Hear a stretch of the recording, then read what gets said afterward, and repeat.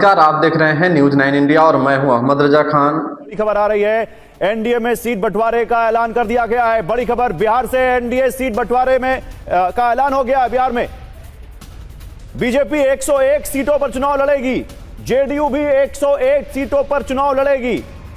चिराग पासवान की पार्टी को 29 सीटें दी गई हैं, एलजेपीआर को, आरएलएम और एचएएम इनको 6-6 सीटें दी गई हैं। यानी जीतन राम मांझी की पार्टी हिंदुस्तानी आवाम मोर्चा को 6 पार्टी दी गई है और उपेंद्र कुशवाहा की पार्टी आरएलएम को भी 6-6 सीटें दी गई है। तो एनडीए में सीट बंटवारे का ऐलान भी हो गया है। अभी जहां महागठबंधन इसको लेकर बातचीत कर रहा है, वहां एनडीए ने ऐलान कर दिया है, बीजेपी और जेडीयू दोनों बराबर 101 सीटों पर चुनाव लड़ेंगे।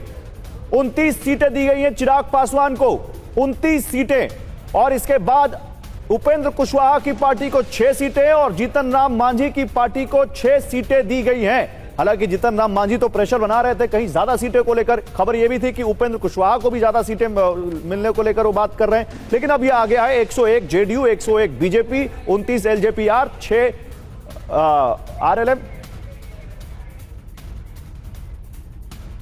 और प्रधानमंत्री नरेंद्र मोदी इस वक्त बीजेपी मुख्यालय पहुंचे हैं, सीईसी की मीटिंग है और वहां पर देखिए जेपी नड्डा प्रधानमंत्री नरेंद्र मोदी का स्वागत करते हुए। तो बिहार में एनडीए के सीट बंटवारे को लेकर अब यहां पर मुहर लग चुकी है, लेकिन इस बीच सीईसी की बैठक है और वहां उस बैठक में प्रधानमंत्री नरेंद्र मोदी दिल्ली स्थित बीजेपी मुख्यालय पहुंचे हैं, जहां पर जेपी नड्डा ने वहां पर उनका स्वागत किया।